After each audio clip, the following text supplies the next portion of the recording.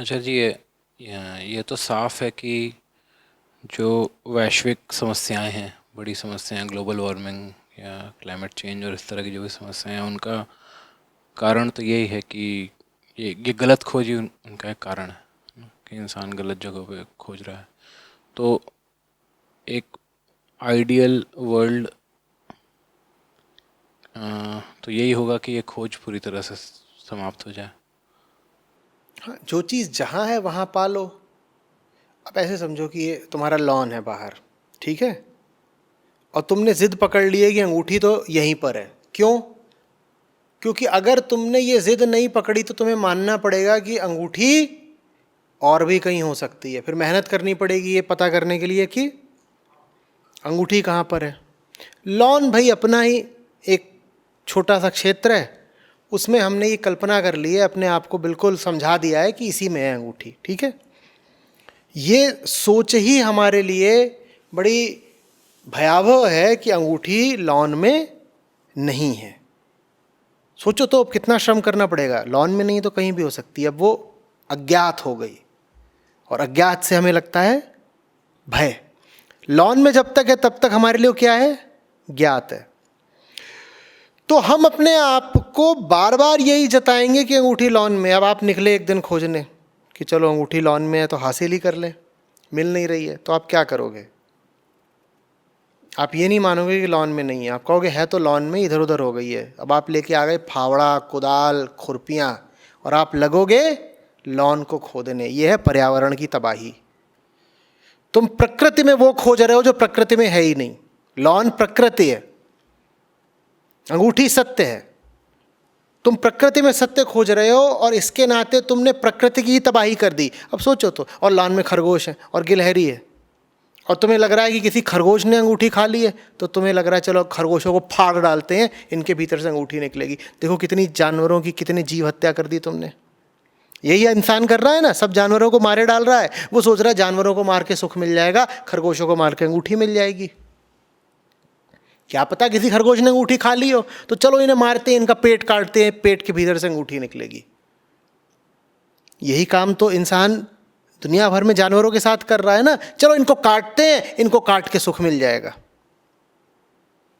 और जितने पेड़ पौधे हैं सब काट दो, क्या पता किसकी कौन सी डाल में अंगूठी लटकी हुई हो। हम यही तो कर रहे हैं ना, सारे जंगल काटे दे रहे हैं। और फिर सब जला दो, जला दोगे सब राख हो जाएगा, राख में ढूंढना आसान होगा। नहीं तो ये पेड़ पौधे पत्तियां बहुत फैली हुई हैं, तुमने जला दिया, क्या निकली? Carbon dioxide. ये ग्लोबल वार्मिंग हो गई। अपने झूठ को कायम रखने के लिए हम फिर 100 झूठ और बोलते हैं और 100 बेहूदी हरकतें करते हैं। हम ये मानते ही नहीं कि जो चीज़ हम प्रकृति में खोज रहे हैं वो नहीं मिलेगी प्रकृति में। सत्य प्रकृति से परे है, बाहर है, लॉन में नहीं है। समझ में आ रही है बात? हम सब करतूतें करने को तैयार हैं, सारा विनाश करने को तैयार हैं, एक छोटी सी बात मानने को तैयार नहीं है कि हमारी खोज की दिशा ही गलत है, क्योंकि खोज ही का केंद्र गलत है। ये हम नहीं मानना चाहते। हम बड़े बड़े बुलडोजर ले आए हैं और पूरा लॉन ही उखड़वाए दे रहे हैं, कह रहे खनो, है तो अंगूठी यहीं पर। अरे भाई, इतनी मेहनत तुम कर रहे हो इस लॉन में अंगूठी खोजने में, इससे थोड़ी कम मेहनत ही करके बाहर कहीं मिल गई होती। यही बात संसारी आदमी को समझाई जाती है कि जितनी मेहनत तुम कर रहे हो संसार में संतुष्टि पाने के लिए, उससे ज़रा कम मेहनत से ही अध्यात्म में तुमको मुक्ति मिल गई होती। लेकिन जिद है पूरी। अब हम अकड़ पर आ गए हैं कि हमने कह दिया लॉन में अंगूठी है तो लॉन में ही है। पूरा लॉन खोद दो, मिलेगी तो यही, उसे मिलना होगा यहाँ पर, क्योंकि हमने कहा है कि यहाँ पर है। और जितना वो नहीं मिलती है, जितना ये सिद्ध होता जाता है कि लॉन में तो नहीं है अंगूठी, उतना हम रुआंसे होते जाते हैं। क्योंकि हमारी तो पूरी जिंदगी, पूरी खोज का और पूरे विश्वास का आधार ही यही था कि अंगूठी कहीं गई नहीं, यहीं पर है। अब जितना ये प्रमाणित होता जाता है कि यहाँ नहीं है भैया, उतना हमारे भीतर से रुलाई छूटती है और क्रोध भी आता है। और फिर उसमें खरगोश दिख गया एक, वो बैठा है, तो लगता मारो तुरंत इसको मार दो, यही अंगूठी खा कर कहीं बाहर छोड़ आया है।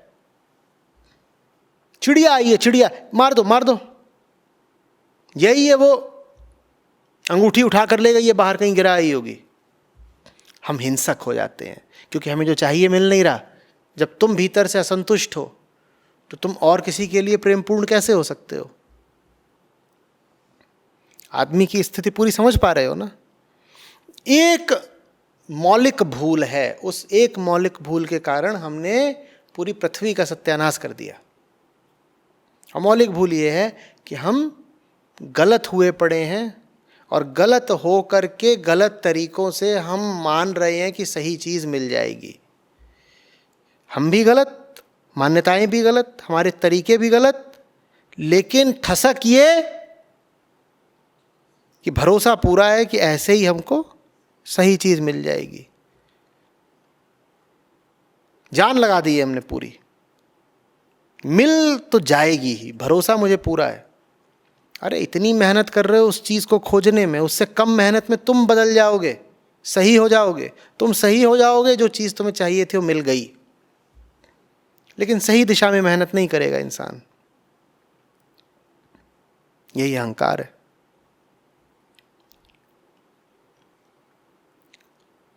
आ रही बात समझ में?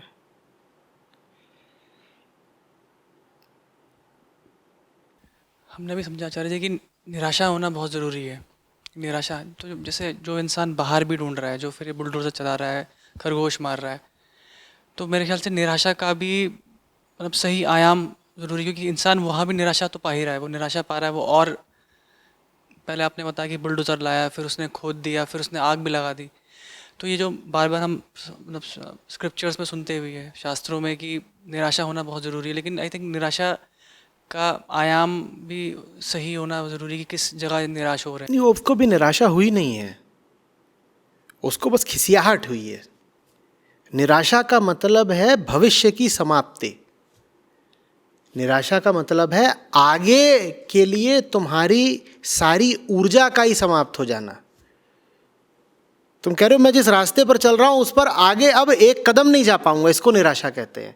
तुम अभी आगे जा करके खरगोश मारना चाहते हो, तो ये निराश कहाँ हुए अभी तुम? ये तो अधिक से अधिक झुंझलाहट है, खिसियाहट है। तुम कह रहे हो है तो अंगूठी यहीं पर, इन नालायक खरगोशों ने गायब कर रखी है, इन्हें मार दो। तुम अभी ये थोड़ी मान रहे हो कि अंगूठियां थी ही नहीं, खरगोश मार के क्या होगा। तब तुम कहलाते वास्तव में निराश, जब तुम बिल्कुल उखड़ जाते, पांव उलट के वापस आ जाते। अभी तो बस तुम झुंझलाए हो, तुम कह रहे हो चीज यही है, ये शरारत कर रहे हैं खरगोश, इनके कारण मुझे मिल नहीं रही, इनको सजा दो। तुमने ये थोड़ी माना है कि चीज है ही नहीं। चीज है ही नहीं, अभी भी नहीं है और आगे भी नहीं मिलेगी। भविष्य खत्म, इसको निराशा कहते हैं।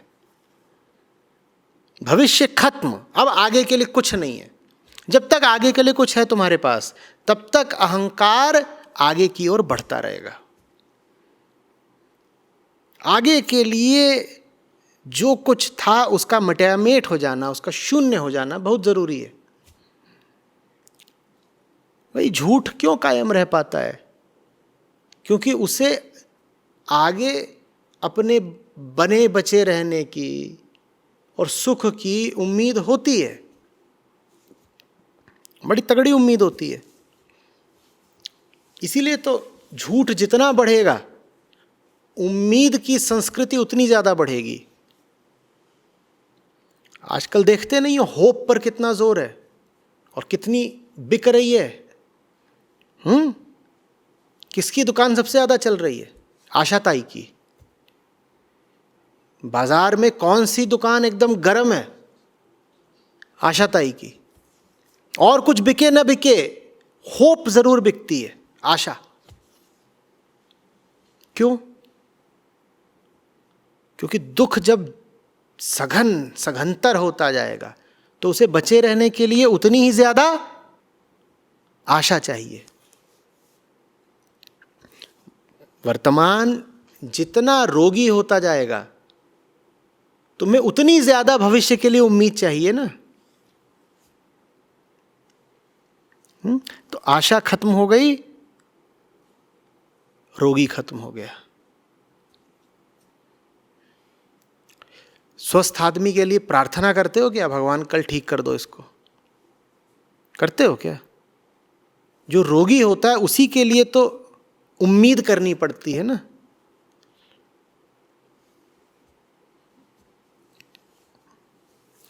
हम बहुत मोटी चमड़ी के लोग हैं, हम आसानी से उम्मीद छोड़ते नहीं। हम उम्मीद का सहारा लेकर सच से लड़ जाते हैं, और इसीलिए आदमी को इतनी उम्मीद चाहिए, क्योंकि सच से लड़ना है तो उम्मीद तो चाहिए। सच तो तुम्हें बार बार परास्त करेगा, फिर भी तुम डटे कैसे रह जाते हो उम्मीद का सहारा लेके कि सच ने 100 बार मुझे पटखनी दी है, क्या पता 101वीं बार मैं जीत जाऊं। उम्मीद तो रखनी चाहिए ना, होप। इसीलिए होप इतनी बिकती है। हम ये यथार्थ देखते ही नहीं कि बात सिद्धांत की है। ऐसा नहीं कि हम 1 बार 2 बार या 10 बार हारे हैं। हमारा हारना तय और अनिवार्य है। संयोगवश नहीं हारे हैं, सिद्धांतवश हारे हैं। संयोगवश हारे होते तो संयोगवश कभी जीत भी सकते थे। संयोग ने हराया, संयोग ही जिता भी सकता था। हम सिद्धांतवश हारे हैं। हम सिद्धांतवश हारे हैं। सिद्धांतवश कैसे हारा जाता है? सिद्धांतवश ऐसे हारा जाता है कि a+b the whole square is always greater than a² + b²। ये अब सिद्धांत की बात है। a² + b² हमेशा हारेगा। a और b की कोई भी इसमें वैल्यूज हो, एक पक्ष को इसमें हमेशा हारना है। ये बात समझ में आ रही है?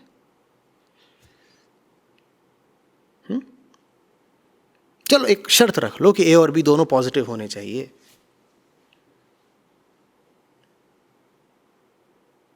पर जब तक तुम उस डोमेन में काम कर रहे हो, तब तक ये नहीं हो सकता कि तुम उम्मीद कर रहे हो कि क्या पता ए और बी का जो अगला कॉम्बिनेशन आए उसमें a² + b² ही जीत जाए। नहीं जीतेगा बाबा, नहीं जीतेगा। दोनों पॉजिटिव है तो भी नहीं जीतेगा, दोनों नेगेटिव है। उसके लिए तुम्हें एक और डायमेंशन में जाना पड़ेगा, किसी और क्वाड्रेंट में जाना पड़ेगा जहां एक पॉजिटिव एक नेगेटिव हो, फिर हो सकता है।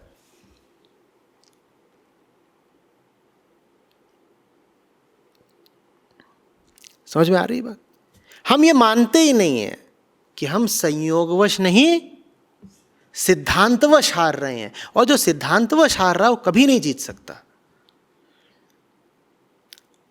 हम यही माने चलते हैं कि वो तो इस बार बात बनी नहीं, अगली बार बन जाएगी। उम्मीद।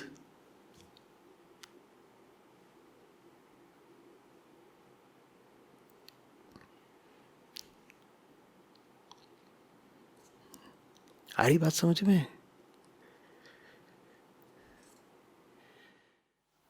इससे एक और बात पता लगती है कि आत्मज्ञान की जो शिक्षा है वो बहुत पहले से मिलनी चाहिए, क्योंकि वरना ये सिद्धांत का को पता लगेगा ही नहीं। आप पूरा जीवन निकाल दोगे ये सोचते सोचते, मतलब आपको अकर भी नहीं करेगा कि आप गेम ही गलत खेल रहे हो। मतलब अगर हम खुद सोचे कि इस बात का भी कि हम जहाँ जैसे इसी लॉन में ढूंढे जा रहे हैं कि इसी में सब कुछ है, ये आपको अकर ही नहीं करेगा कि ये भी हो सकता है कि अंगूठियाँ है ही नहीं।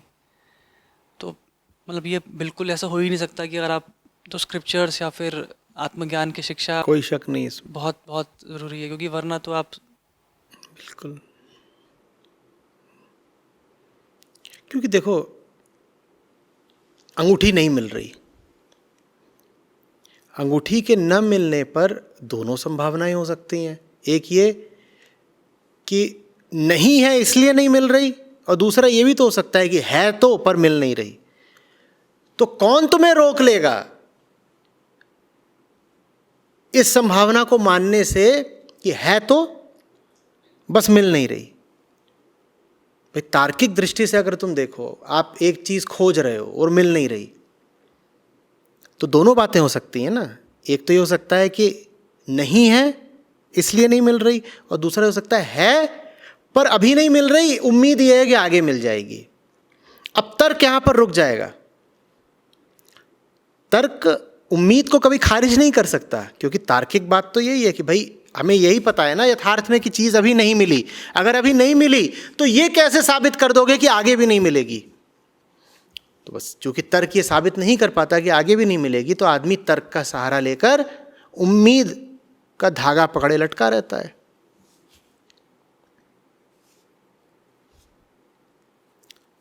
तो जो कुछ मूलभूत सिद्धांत हैं वो पता होने चाहिए, वो शिक्षा से ही पता लगेंगे। कोई कहे कि नहीं मुझे तो अपने आप पता लग जाएंगे इत्यादि, ऐसे नहीं होता। उसके लिए तो ठोस, आयोजित, व्यवस्थित जीवन शिक्षा चाहिए ही चाहिए। तुमको शिक्षा ना दी गई होती, तुम छोड़ो कैलकुलस जो बिल्कुल छोटू पाइथागोरस थ्योरम है, वो भी तुम्हें अपने आप पता चल जाता क्या? बोलो। अब तुमको बहुत आसान लगता है कि हाँ पाइथागोरस का थ्योरम ही तो है, क्या हो गया। पर तुम 80 साल के हो जाते, अपने आप तुम्हें नहीं पता लगता। लेकिन दावा हमारा यही है कि अध्यात्म की शिक्षा हमें नहीं चाहिए, जीवन से हम खुद ही सीख लेंगे।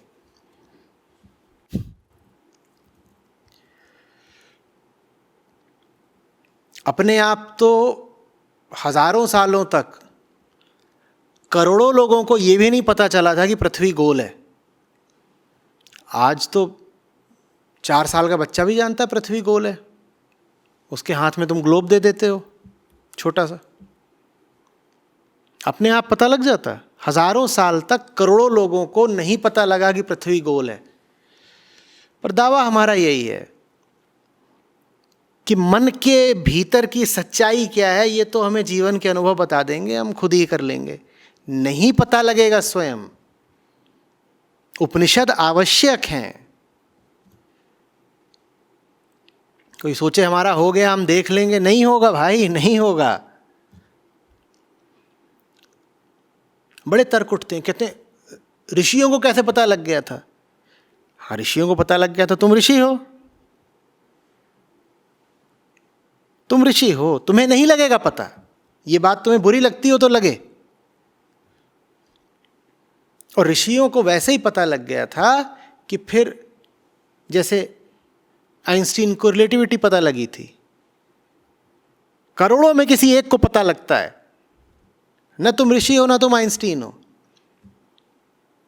तुम्हें अहम ब्रह्मास्मि स्वयं पता लगने की संभावना उतनी ही है जितनी ये संभावना है कि अपने आप एक दिन ऐसी सड़क पे चलते चलते तुमको स्पेस टाइम कर्वेचर समझ में आ जाए। लेकिन जब तुमसे कहा जाएगा कि क्या ऐसा हो सकता है कि एक दिन तुम अपनी किराने की दुकान से सब्जी मंडी की ओर जा रहे थे और अचानक तुम्हें स्पेस टाइम कर्वेचर समझ में आ गया, तो तुम कहोगे नहीं ऐसा तो नहीं हो सकता। उसके लिए तो बहुत किताबें पढ़नी पड़ेंगी, वहां तुम तुरंत मान जाओगे। लेकिन अहम ब्रह्मास्मि तुम्हें लगता है कि ऐसे ही आ जाएगा समझ में, तो ऋषि को आ गया तो हमें भी आ जाएगा। नहीं आएगा।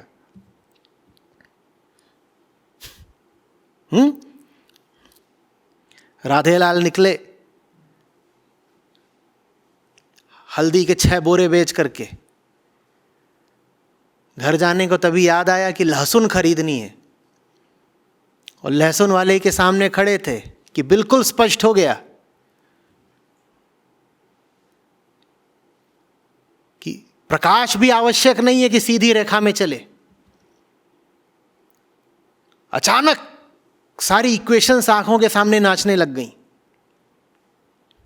अब क्यों हंस रहे हो? क्यों तुम्हें लगता है कि ऐसा हो ही नहीं सकता?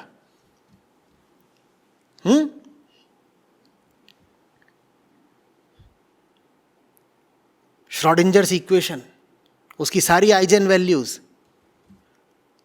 वो सब मुन्ना मुन्नी बन के नाच रहे हैं।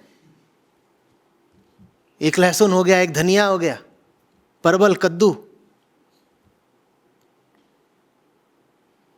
और पीछे पूरा नाचने वालों का एक जमघट है। पूछा ये क्या? बोले तो बहुत सारी प्रोबेबिलिटीज हैं। सब समझ में आ गया हमको।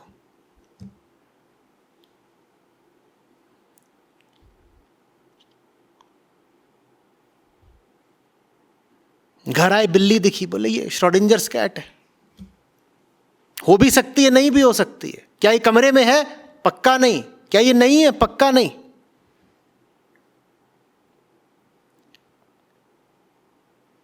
हो सकता है ऐसा। अरे पढ़ाया ना जाए ना तो जीवन भर आदमी नहीं लिख पाता खुद। 80-80 साल के लोग हो जाते हैं और ब लिखना नहीं आता। ब लिखना नहीं आता। अहम ब्रह्मास्मि आ जाएगा, अपने आप आ जाएगा। और अहम ब्रह्मास्मि नहीं आया तो तुम बताओ मुझे, जीवन में काम क्या करना है, धंधा क्या करना है, पैसे कहाँ से कमाने हैं, ये तुमने कैसे सीख लिया? जब तुम स्वयं को नहीं जानते तुम्हें कैसे पता कि तुम्हें क्या काम करना चाहिए? फिर तुम करोगे कोई घटिया काम और पैसे आ रहे होंगे, अपना आ रहे हैं पैसे। और वो क्यों कर रहे हो घटिया काम? इसीलिए क्योंकि अ से अहम तुमने कभी सीखा ही नहीं। कैसे बनाओगे रिश्ते?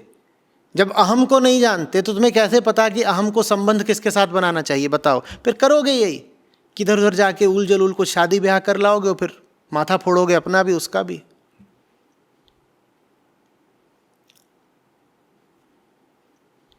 तो ऐसा नहीं है कि अगर तुमको अध्यात्म की शिक्षा नहीं मिली है तो तुमको बस कुछ इधर उधर के किताबी सिद्धांत नहीं पता चले, कि तुम बस पुस्तकीय ज्ञान से वंचित रह गए। अगर तुमको अध्यात्मिक शिक्षा नहीं मिली है तो तुम जीवन में हर उस चीज से वंचित रह गए जो सही है और सुंदर है। और किस चीज से जीवन तुम्हारा भर जाएगा? हर उस चीज से जो गलत है और कुरूप है। जीवन को गलत ही बनाना हो, कुरूप ही रखना हो तो कर लेना उपनिषदों की उपेक्षा।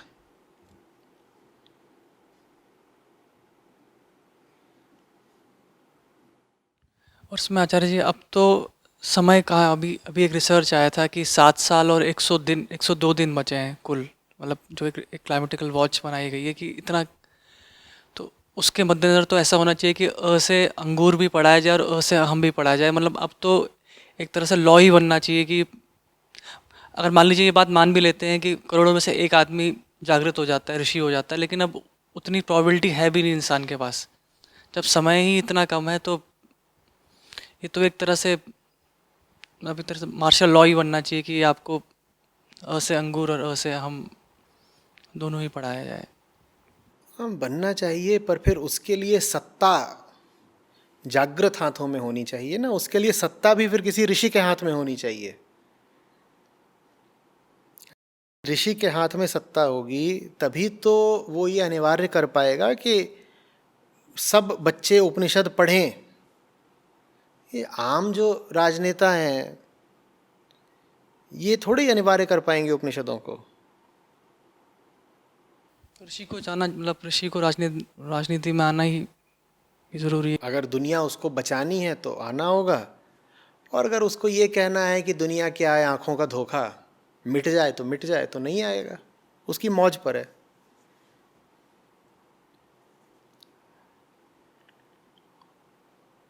जैसे बता दें कि आइंस्टीन को भी और इन लोगों ने भी मतलब एक साधना वाला जीवन वो जी रहे थे, तभी ऐसे ही उनको भी ऐसे ही नहीं मिल गया कि अचानक से अब चलते चलते ही पता लग गया। तो वैसे मतलब ये ब्रह्म ज्ञान तो बिल्कुल भी पॉसिबल नहीं। तो ऋषियों ने भी हाँ बिल्कुल। देखिए ये तो जैसे अब E=mc² है, अहम ब्रह्मास्मि वैसा है, अहम बराबर ब्रह्म, वो वैसा ही है, E=mc²। अब ये सूत्र बहुत छोटा है, लेकिन इसके पीछे जो रिसर्च है और कैलकुलेशन है वो बहुत विशाल है, और जो प्रयोग हैं इसके पीछे वो बहुत ज़बरदस्त हैं। लेकिन चूंकि हम भौतिक लोग हैं इसीलिए भौतिक चीज़ों को बहुत सम्मान देते हैं और भौतिक सिद्धांतों को भी सम्मान दे देते हैं। तो E=mc² का संबंध पदार्थ से है, m, उसको हम सम्मान दे लेते हैं। हम कहते हैं हाँ हाँ हाँ इसके साथ छिड़खानी नहीं करेंगे और ये बड़ी मेहनत से ये सूत्र निकला होगा, उसको हम सम्मान दे लेते हैं। लेकिन अहम ब्रह्मास्मि में मटीरियल तो कुछ है नहीं, ना अहम मटीरियल है ना ब्रह्म मटीरियल है। तो उसको हम सम्मान नहीं दे पाते। वो लगता है हमें कि ऐसे ही है, ये तो पनवाड़ी के यहाँ की चीज़ है, हम भी जाएंगे कहेंगे लगाना जरा कत्था चूना मार के अहम ब्रह्मास्मि।